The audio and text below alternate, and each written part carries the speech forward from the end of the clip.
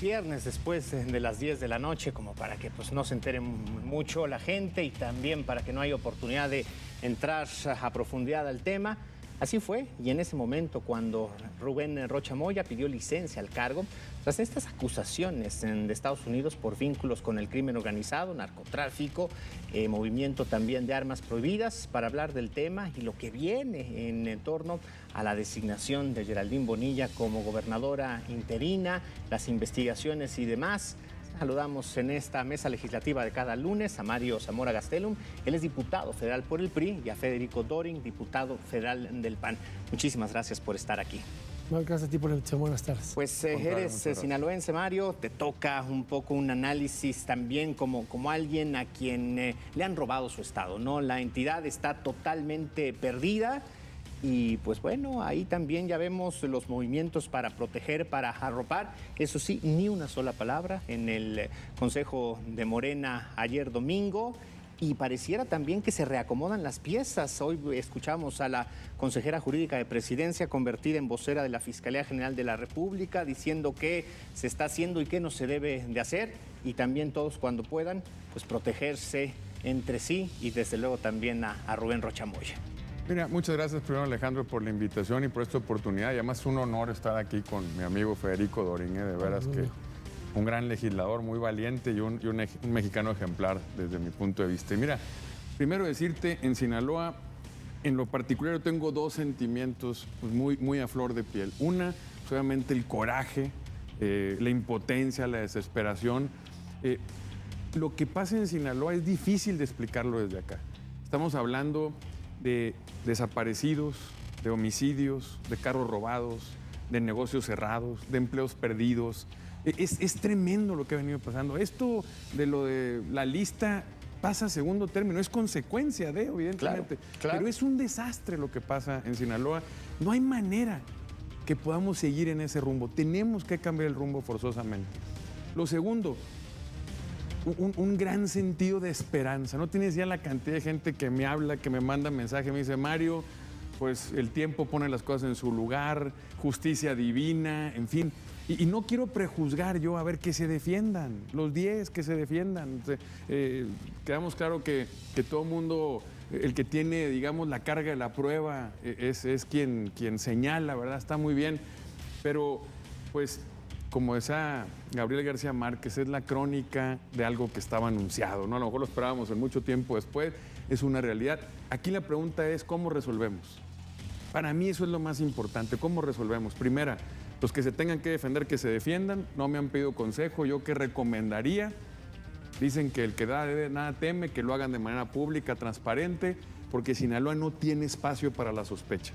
No lo tiene que ser contundente. Pero también decía mi abuela, el que toma chocolate, pues que pague lo que debe. Entonces, ¿qué queremos los sinaloenses? Conocer la verdad y queremos justicia de entrada. Pero lo más importante, queremos salir del hoyo. Y por eso, perdón que lo diga, me preguntaron en una entrevista, oiga, diputado Zamora, ¿le da el voto de confianza a la gobernadora interina Geraldine? No se lo doy. No se lo doy, no hay manera que se lo dé. Y explico por qué. Primero, la confianza se gana. Sí, sí. O sea, segunda, con todo respeto, pero esta señora o señorita, no sé, es parte del gobierno que está siendo señalado. Secretaria de gobierno. O sea, pero no solo llegó de la mano de ellos, toda su carrera política la ha hecho con ellos. Y ojo, no está siendo señalada una persona, son 10 en la lista. Prácticamente, voy a citar a los gringos que están de moda, el backbone del gobierno, o sea, la columna entraña, vertebral. El gobernador, el secretario de gobierno o el que era, el alcalde, el que era secretario de finanzas, el que estaba en la fiscalía, el que estaba en las policías. No, bueno, pues nomás le faltó el que quita y pone la cadena, mano. Y entonces, pues si ella es parte de ese gobierno, ¿cómo le vamos a dar un voto de confianza? ¿Y qué es lo que requiere Sinaloa? Confianza para salir adelante. Ese es el tema, cómo salimos adelante. Y lo primero, se requiere calidad moral y se requiere un plan para hacerlo. Ahora, Federico, salen a rasgarse las vestiduras, debido proceso, una solicitud de pruebas contundentes, dicen, Pero independientemente de todo que sí existe, ¿desde hace cuántos meses, años tenemos referencias periodísticas, académicas, denuncias en redes sociales que hablan de la participación de este hombre con el crimen organizado?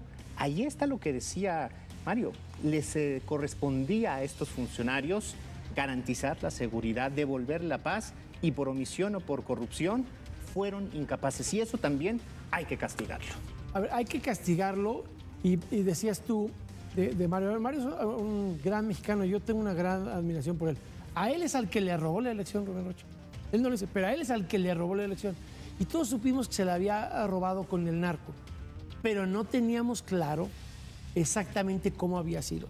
Esta causa de la Corte Sur de Manhattan en contra de esta bola de los que yo llamo narcos del bienestar, abiertamente retoma cosas que están pasando de noche. Que se dijeron en este país hace 3 semanas. Cuando la desaparición forzada, ¿qué decía Sheinbaum? Pruebas, pruebas, pruebas. Y cuando acusaron a las policías de levantar y desaparecer mexicanos, ¿qué decían? No es cierto, la desaparición forzada solo la puede cometer el Estado. Bueno, pues este Juan Valenzuela, que está en los 10, el policía municipal, que el artículo de Penilei del fin de semana dice que levantaba a los ciudadanos que informaban a la DEA, incluido un niño de 13 años al que torturaron y mataron. No, esa es la podredumbre. Porque lo que hizo Andrés Manuel, y es por lo que hay que juzgarlo en la historia, es Andrés Manuel hizo al narco un actor electoral. Andrés Manuel hizo del narco un partido político. Políticos y militares coludidos con el narco siempre los había habido, pero hay una enorme diferencia y por eso tu pregunta es tan atinada. No es lo mismo que tú corrompas a un político o un militar para que se haga tarugo y no vea pasar las drogas, a que crees el cártel desde el gobierno como la barredora y que el político sea socio del narco. El andamiaje es para servir a los Esa es la cuarta transformación de Andrés Manuel, es hacer al político empresario asociado al narco, no corrompido por el narco. Y por eso todo lo que se lee es desgarrador. Que le robaron la elección a Manuel lo sabemos todos. ¿A qué voy yo? Creo que están cometiendo un error en el gobierno. Están poniendo en riesgo el Tratado de Libre Comercio. Si no cumplen el tratado, si Sheinbaum se sigue equivocando, cuidando más a los narcos del bienestar que los empleos, las manufacturas, las exportaciones, el campo mexicano. ¿A quién le vamos a vender los productos del campo mexicano si no hay tratado? Los coches que se arman en México, ¿a quién se los vamos a poder vender? Todos los empleos, y en la gran ironía, los impuestos de esas industrias con los que se pagan los programas sociales, porque no los pagamos de la cartera de Andrés Manuel, los pagamos de nuestros impuestos. Entonces, Claudia nos va a dejar sin tratado, sin exportaciones, sin manufactura a todos los mexicanos por defender a sus narcos. ¿Es en serio? Ahora, justo es esto. ¿Por qué o cómo entender la defensa que están haciendo? Porque sí es un arropo al 100%. No es defender solamente a Rubén Rocha, es defenderse entre todos, ¿no, Mario? Pero mira, Alejandro, hagamos la lista. Pon el nombre que tú quieras. El que me pongas no vale el riesgo del país. Estamos a 30 días del Mundial de Fútbol, de ser anfitriones, de recibir al mundo.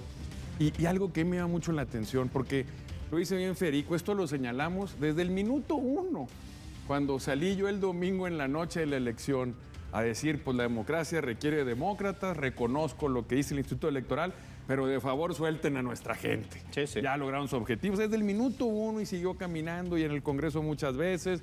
Pero yo te digo algo, fíjate, me llama la atención esto, qué curioso, como que este gobierno, pues se les apareció Juan Diego. ¿Por qué? Porque apareció el gobierno de Estados Unidos haciendo su chamba.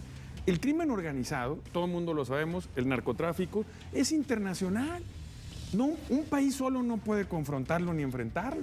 Tú haces tu esfuerzo en tu país, pero requieres la colaboración de otros. Claro. Lo hemos dicho siempre, lo ha dicho la presidenta, colaboremos. ¿Cuál es el problema? Ahora, además si lo queremos resolver. Federico, no solamente es un asunto de colaboración, porque ahora también vuelve la rasgadura de vestiduras por la soberanía. Estados Unidos está actuando para proteger a su gente de crímenes que están pasando en su país por culpa de estos personajes. A su gente, y está combatiendo el dinero del huachicol fiscal que toleró Morena, con el que ponen en riesgo a través de los laboratorios a su gente. Pero déjame ponerte una provocación, un poco retomando lo que hice. A ver, ellos llevan hablando de Genaro García Luna 3 años, ¿no? Si no son narcos del bienestar, ¿por qué no se presentan ante una corte todos estos 10? Imagínate hipotéticamente que esos 10, con el abogado Saldívar y todos estos narcos que los ayudan, ganaran el juicio y que pudieran llegar a decir, éramos bien inocentes. A diferencia de García Luna, yo sí logré probar mi inocencia en la corte de Brooklyn. ¿Por qué no? Explícamelo como dice Denzel Washington en Filadelfia, como si estuviera 6 años. Si son tan inocentes, ¿por qué no van por su gloria y su honestidad a litigarla en una corte de Estados Unidos? Porque la impolutez no es tanta. Pues bueno, hay que quede la reflexión. Gracias y aquí estaremos pendientes. Gracias. Muchas gracias, Alejandro. Muchísimas Gracias, gracias. mi querido Federico. Mire, saludamos a Romina Ramos, nuestra